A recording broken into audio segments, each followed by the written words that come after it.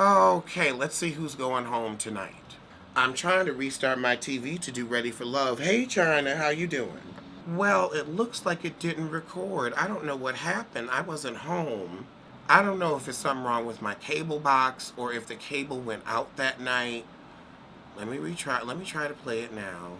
I hate doing on demand because they make you watch the commercials and I don't have time for all that. All right, well, I found it online. Thank goodness they put it on YouTube. So we're having a brunch at the beginning of the episode. Oh, God. So, the turtle-looking one thinks that because he put on a blazer with a saggy t-shirt and a knockoff designer shoe he got at Marshall's or TJ Maxx, he gonna be stunting. He gonna be stunting. No. No. He said, I'm more than a wooden bow tie. I didn't even notice your bow tie was wooden until you pointed it out. And honestly, Carly Hustle was the first one to do that. And hers were cute. This shit looked like a knockoff. So the goal of this brunch is you're going to ask somebody out on a date and have one-on-one time, see their house, see their bathroom, and decide whether or not you can put up with it. Good luck, y'all. Good luck. I'll tell you right now, from that hat that got on that lazy t-shirt, I couldn't go to his house because I can't deal with that hat. I don't know why you want to be the man with the yellow hat from Curious George, but whether it's yellow or gray, it ain't cute. It ain't cute. I just don't find those sharecropper hats fashionable or interesting. And if I don't like the hat, I'm probably not going to like what's underneath. So Mario and Tondi seem to hit it off, but honestly it looks like two extras trying to make a scene. Child, this flirting is embarrassing. Don't nobody know what they doing, that's why they all are on Ready for Love. The Toni Braxton lookalike isn't really feeling the guy with the misshapen milk dud head who gives us a young Kirk T. Okay, now the massage therapist sitting down with the guy with gray hair and she immediately starts talking about, like, I have no relationship with my son's father, and then start getting into child support. Like, let's hold off on the child support conversation till date 3. How about that? Date 3. So he says, how did that make you feel? And she starts opening up and tearing up and, child, I just think you got yourself a vote off the island. Everybody has baggage, but this is a little too early to set it out on the curb. And her hair is still fucked up this season. She's trying to give you, like, messy chic, but it's just bedhead. Oh, Lord, this fool's talking about this woman's ass, calling them twins. On the second date, you see, again, too much. Too much. Like, that's when you're, like, you know, in the honeymoon phase. That's when you can address the ass as an individual. But, not when you trying to get to know. And honest to goodness, he has just as much ass as her. All you need to do is look in the mirror, boo. You can see it from the front. Child, at the end of the brunch, Aisha just decides to third wheel on somebody else's date because she's like, well, shit, I ain't going home without a fight. But you are going home with a cock-a-doodle-doo hairdo. So Aisha gets the date with the gray-haired guy, and the other girl's salty, but it's like, honey, you gotta get your possum while you're still in blossom. This is like, okay, we're shooting. You gotta go for it. You gotta get it while it's hot. You gotta leap out there. Okay, all these women want to be pursued, and I get that. But this is not that show. This is not Let a Man Woo You. This is Ready for Love. Everybody's going after it equally, and if you're not, you're off the show. Those were the rules. They were explained to you clearly. So I don't know why you're expecting pursual on a show where you're both supposed to be the aggressors because you're ready for love. Aisha has a point. If you snooze, you lose. And she's like Lil Uzi Verse. I do what I want. I do what I want. She do what she want.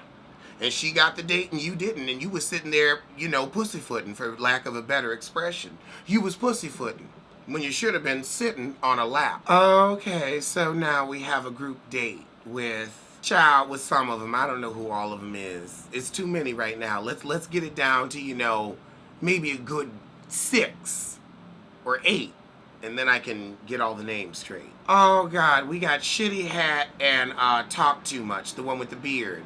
Terrell. His name is Terrell, and I like, sometimes you shouldn't let your gay friends dress you because you think they have style, because you just end up looking like a sissy. Now, I'm not getting a sissy tea, but a sissy dressed you. Lord, looking like you about to sell a bean pie. I can't. I'm so sick of all this good credit, good credit, good credit. Child, if you don't have good income, I don't care. Okay, so Terrell was in a relationship with a girl for 2 years, and she like kind of dipped when he was going to propose because she had common sense. I know she's somewhere right now happy, and he isn't. Ah. Oh my God, we are dealing with some real at the table, and I'm loving it. So one of the girls said, why is it that men want a relationship with 5 years of cheating? And then they said, oh, black men don't cheat. And the women said, you know what, you're right, because you never told us we were in a relationship in the first place. But why would you put up with 5 months of cheating? Much less 5 years. 5 years. Like, if it's 5 years of cheating, we are both comfortable in our open relationship. Like, ain't nobody cheating. It's just open. Open. Like legs after 2 a.m., honey. Open. Okay, so the Tony Braxton heifer come in late, but it's like a wine tasting and they're potting plants. I mean, I'm all for a potted plant, so okay.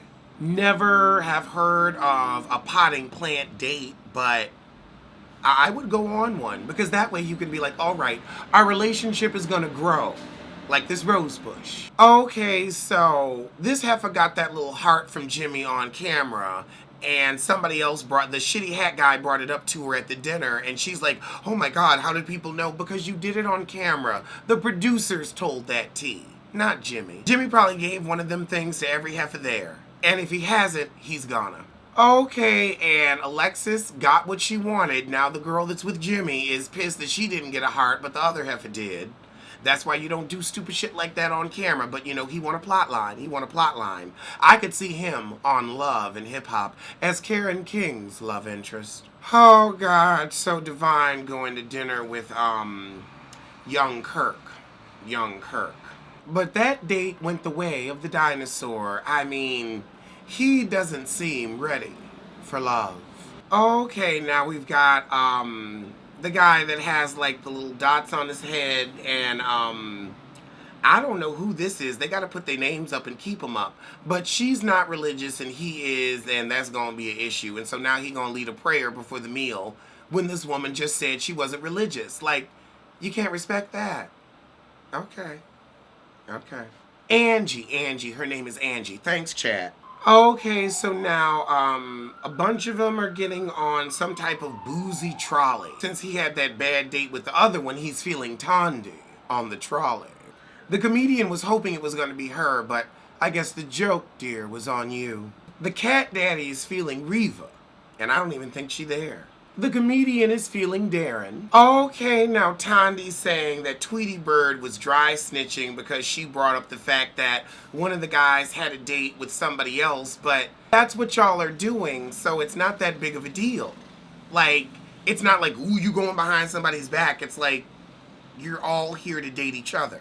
But you know, Tandy needs a moment, like she needed on Your Husband Is Cheating on Us. Oh, God, now Tweety Bird saying, you better recognize this is the world's murder capital for a reason.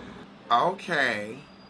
I didn't know we were going to take it to a Karen King Love and Hip Hop tea, but, you know, sometimes you got to spice things up. Tandy doesn't want to get ratchet in front of the handsome men. She must be talking about the producers and the cameramen, because, I ain't seen nobody handsome on that trolley. It's quite a folly. So Tandy and the speckled forehead man seem to have some type of connection. For now. Alright, it's the last mingle before the elimination. So Darren and the comedian are still hitting it off that night. Tweety Bird is upset with what happened at the Peach event, or whatever happened earlier, and it's like, this is a time to shake it off and put the best foot forward. You don't have time to sit back and look sullen. But you do have time to do is figure out how to get your hair together, because that's just the issue. Oh, so now her and Tandy are trying to hash it out when you need to be focusing on the men. Who cares about Tandy? Tandy has a vagina, but you're looking for a penis. I don't understand. You guys are missing the concept of a dating show.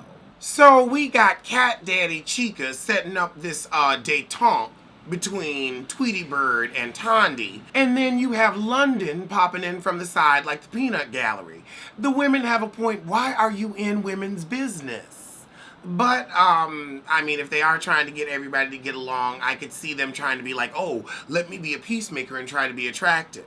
And they got to get camera time, too. So, they should have stayed, they should have minded their business. Chica, you just wanted a moment because nobody was talking about you all episode. Girl, you need just for men. You really do. And a trim. Because this Christmas shit right here, you are not giving me Black Santa Claus realness. Now Chica gets hyped with the comedian heifer because she's like, why are you in women's business? Like, we can hug it out on our own. Although, y'all shouldn't be hugging shit out but with the men because you're here for a dating show and you're squabbling with vaginas when you're pecking for penises. Now, I'm sorry, honey. When it's time for penis, I ain't worried about a vagina. I ain't. It's penis time. I'm sure when it's penis time for you, you ain't worried about nobody else's vagina either. Ladies, am I wrong? Ladies, am I wrong? Jada's business. Miss Porter agreed. She ain't worrying about pussy when it's penis time. Cupid also agreed. Rita said, you are correct. Chica really got hype and it was not that necessary, but he needed a moment. Bitchy bottom tea. Okay, Tweety Bird, now you're talking to Tandy about women empowering each other and sisterhood. This is a dating show. Get your dick. Get your dick. This is not a moment of sisterhood. You are in competition with each other. I mean, I just get voted off. But if you want to stay for any of these men, then get your dick and don't worry about a Tandy. So sadly, Angie isn't getting the energy from whoever she was hoping to get the energy from because he all caught up in the Toni Braxton lookalike like everybody else. Some people say they don't see it. I see it enough to refer to her as that because she doesn't have any other distinctive qualities. Oh, thank God. It looks like they might get Terrell out and Nina too, and I want them to go. Next is Milk Dud Head. But first, let's get rid of Terrell. And then we can take out young Kirk. I would love a double eliminator. Oh, God, Terrell stan. I don't know why, but he stan. Oh, they sending home young Kirk. Toodaloo, toots. Toodaloo. Oh, they keeping Nina. All right, they keeping Nina. So who's going to have on home? Nina is speaking in the third person because she doesn't have that much of a plot line. So she's grasping at straws. Oh, Angie got sent home. Well, she thought she was forward, but she was forward towards the door. Well, that was Ready to Love, so I'll see you next week for something.